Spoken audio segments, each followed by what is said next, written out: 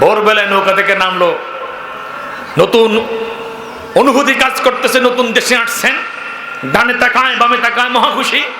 কিরে আশ্চর্যের দেশ তো, একেবারে আমার দেশের মতোই দেশ, ঘর বাড়ি মানুষজন রাস্তাঘাট পশু পাখি সব আমার দেশের মতোই। এক লম্বা দরজলা বাড়ি দেখে বললো এই বাড়িটাও দেখতে আমার বাড়ির মতো। তাহলে কি পৃথিবীতে একেবারে ফটোকপি রাষ্ট্র আছে নাকি?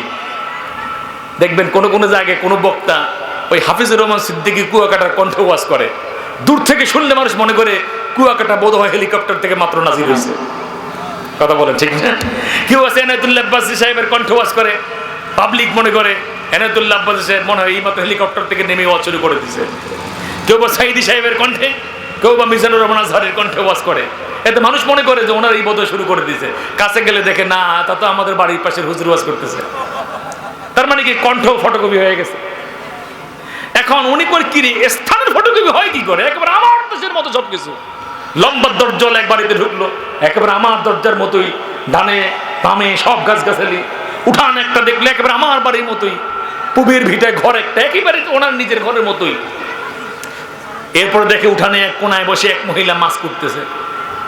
কে মহিলার গায়ে শাড়িটাও তো একেবারে আমার নিজের এলাকায় আমার স্ত্রীর গায়ে শাড়ির মতোই। কাছে এসে মহিলার দিকে তাকায় বলতে, খালাম্মা, ও খালাম্মা, এই দেশটার নাম কি একটু বলেন তো? মহিলা তাকায় বলে, আপনার কি জিনি হয়েছে নাকি আপনার মাথা খারাপ হয়েছে? আমি হইলাম আপনার বিবাহিতা বউ, আর আপনি আমার বলেন খালাম্মা। কথা বুঝলেন না আপনারা? ছেলেরা এই কথা শুনে ভিতর দিক থেকে বেরিয়ে এলো। মা কি হয়েছে? দেখ এই লোক বলেটা কি। উনি এবার ছেলেদেরকে বলতেছে, ভাইরা এদেশের নামটা কি বলেন তো, খুব সুন্দর লাগতেছে।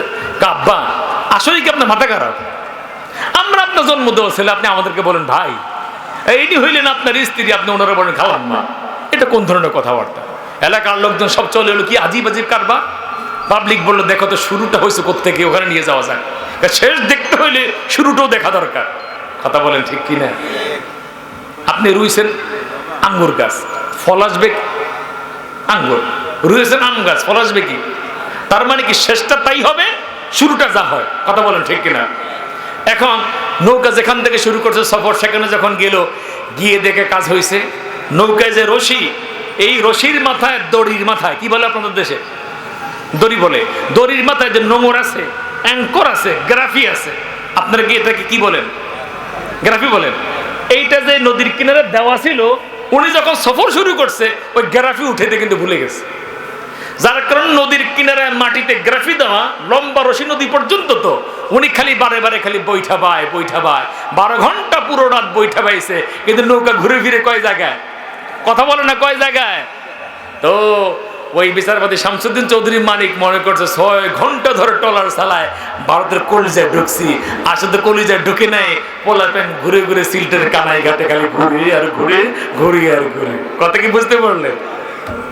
এইবার যখন ওনারে কলা পাতা বিছিয়ে দিয়া, ওনারে শোয়া দিয়া যখন ওরা গেছে, টমটমানতে, আসলে টমটমানতে না, সীমানায় গিয়ে বিজিবিকে বলতেছে, কালো মানিক ধরছি, একটু আসবেন কি? কালো মানিক, বিচারপতি মানিককে ধরছে? কাহা ধরছি? কেমনে ধরছি মানিক? এবার সৈনিকরা চিন্তা করলো, ফসা শামুকও পা কাটে, আর সিরাজ আলো মাঝে মাঝে বড় বড় মাছ ওঠে, হয়তো হতো পারে। এই কথা বলেন ঠিক না?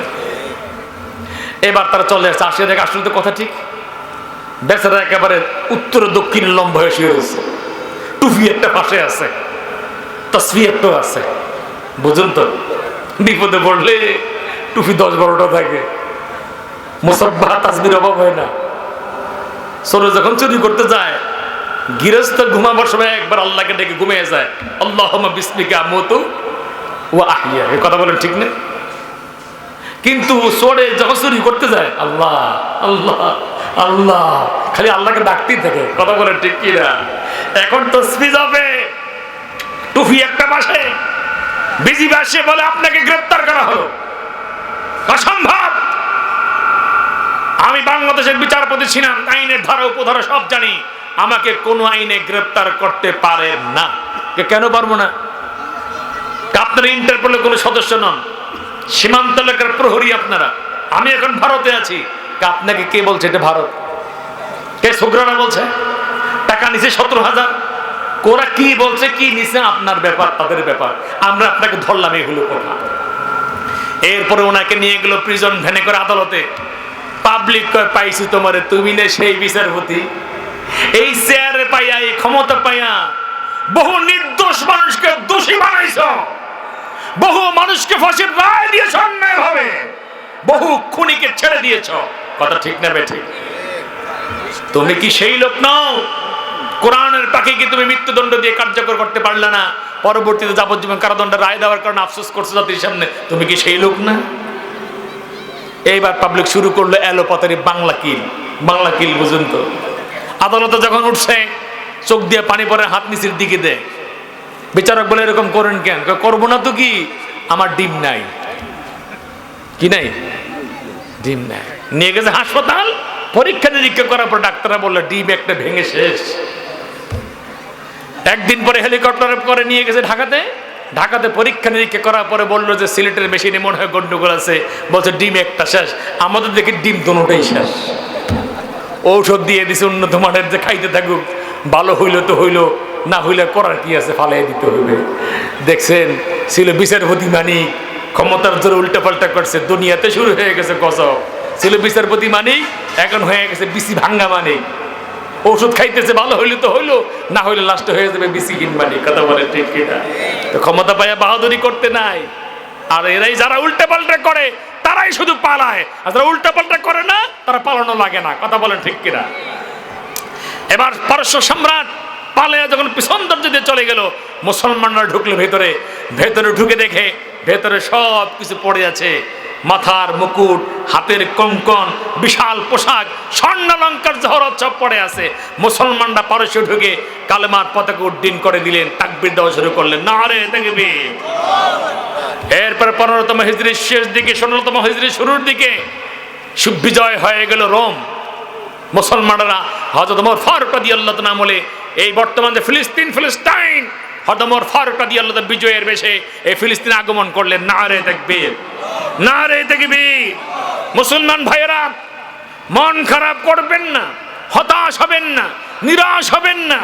আজ ফিলিস্তিনি মুসলমানদেরকে গাজা অঞ্চলে, রাফা অঞ্চলে যেভাবে গুলি করে ফ্লোরিং চেইন বোমা চালিয়ে ইসরায়েলের নরপশুদের হত্যা করতে শহীদ করছে, মনে রাখবেন ইসলাম জিন্দা হতা হয় হর কারবালা কি বাত। এক একটি কারবালা কায়েম হওয়ার পর ইসলাম জিন্দা হয়। এই ইসরায়েল নিজেরাই নিশ্চিহ্ন হবে, ফিলিস্তিনকে নিশ্চিহ্ন করতে পারবে না ইনশাআল্লাহ। কথা বলে ঠিক কিনা? আজ ফিলিস্তিন একা নয়, ফিলিস্তিনের পাশে শুধু 200 কোটি মুসলমানই নয়, সমস্ত মানবতা, এমনকি খোদ মার্কিন যুক্তরাষ্ট্রের সাধারণ নাগরিকগণ ফিলিস্তিনি মুসলমানদের পক্ষে মিছিল দিচ্ছে রাজপথে। কথা বলে ঠিক কিনা? জালিমদের পতন নিশ্চিত, মুসলিমদের বিজয়ও নিশ্চিত। অতএব মুসলিম হওয়ার কারণে আমাদের মন খারাপ করার কিছুই নাই। ইমানই বলে বলিয়ান হয় যে টিকে থাকতে পারি। আজ হোক কাল হোক মুসলমানদেরকে চূড়ান্ত বিজয় দান করবেন কে? ওয়া কানা হাক্কান আলাইনা নাসরুল মুমিনিন। অতএব ওরা যে ক্ষমতা পেয়ে দম্ভ করছে, ওরা যে ক্ষমতা পেয়ে মুসলমানদের প্রতি আক্রমণ করছে, মনে রাখতে হবে এই ক্ষমতা চিরকালের নয়। এই ক্ষমতা দমন করে দিতে পারেন যিনি, তিনি কে? কি বলে আপনারা মনে করেন যে ইসরায়েলকে দমন হবে? এই 24শে 5ই আগস্টের আগে আপনারা মনে করছেন আফাকে কি শেষ করা যাবে? ফলাফাইনগুলি শুধু শুধু শুধু শুধু রাস্তা জীবন দেয়। আপনারা ভাবছেন না? কথা বলেন, ভাবছেন না? 5ই আগস্টের আগে কেউ ভাবে নাই। দুপুরবেলা যখন পাবলিক দেখলো কিরে গণভবনের চেয়ার তো চেয়ারের জায়গায় নাই, পানির ভিতরে চুপনি খায়, ঘটনাটা কি? কথা বলেন, কথা বলেন। কিরে গণভবনের হাঁসকে নিয়ে যায়, মাছকে নিয়ে যায়, সোফা সেটকে নিয়ে যায়, আবার কতক্ষণ পরে ফোলাপানি ফেরতও দেয়। আবার ওই আফার বিছনায় ফোলাপানি উঠে ঠ্যাঙ্গের উপর ঠ্যাং দিয়ে মজা করে সেলফি তুলে। কথা বলেন ঠিক কিনা? অতএব আফাদের যেভাবে পরাজয় হয়েছে, শিশু বাচ্চাদের যেভাবে বিজয় হয়েছে, মুসলমান টেনশন করার কিছুই নাই। কিছু পেতে হলে কিছু দিতে হয়। আজ তোমরা জীবন দিয়েছে, মনে রেখো এই ফিলিস্তিনে মুসলমানরা আবার আবাদ করবে। কথা বলে ঠিক কিনা?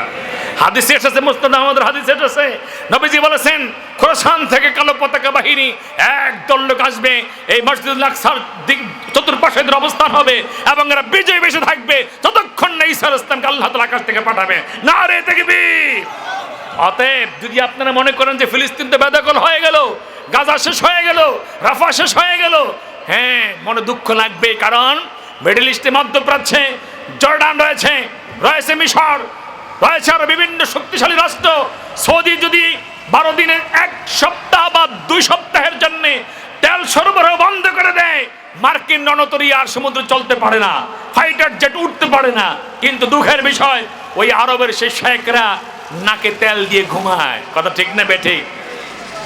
আজকে দেখতে পেয়েছি মিডিয়ার সুবাদে একজন উমরা আদায়কারী মহিলা একটি ফিলিস্তিনি পতাকা নিয়ে মসজিদুল হারামে এইভাবে দাঁড়ালো, সঙ্গে সঙ্গেই মহিলাকে গ্রেফতার করা হলো। আফসোস, সারা পৃথিবীতে ফিলিস্তিনি পতাকা নিয়ে মুসলমানরা মিছিল করে, আর ইসলামের পুণ্যভূমি মক্কায় ফিলিস্তিনি পতাকা উত্তোলন করার কারণে আরবের সৌদি আরবের সরকারের মদত পুষ্ট সে সকল, তাদের চাকরি করা সে সকল সৈনিকরা, পুলিশরা তাকে গ্রেফতার করে। আমরা ধিক্কার জানার কথা বলে, ঠিক কিনা? সহিহ বুখারীর ৭০৭৯ নং হাদিস, আল্লাহর নবী মুহাম্মদ সাল্লাল্লাহু আলাইহি ওয়াসাল্লাম একদিন ঘুমিয়ে রইলেন। যায়েনব রাদিয়াল্লাহু তাআলা আনহা হাদিসের রাবিয়া, তিনি বলেন, রাসূলুল্লাহ ইস্তাইকাযা রাসূলুল্লাহ সাল্লাল্লাহু আলাইহি ওয়াসাল্লাম মুহমাররাম ওয়াজহু, রাসূলুল্লাহ সাল্লাল্লাহু আলাইহি ওয়াসাল্লাম জেগে উঠলেন, চেহারাটা লাল হয়ে রইল। নবীজি বলে উঠলেন, ওয়াইলুল লিল আরব, ওয়াইলুল লিল আরব, ওয়াইলুল লিল আরব, আরবের ধ্বংস হোক, আরবের পতন অনিবার্য, আরবের পতন অনিবার্য। যায়েনব রাদিয়াল্লাহু তাআলা বললেন, ইয়া রাসূলুল্লাহ, আমরা কি সেদিন খুব কম থাকবো? বলে, না, তোমরা সেদিন অনেক বেশি থাকবে।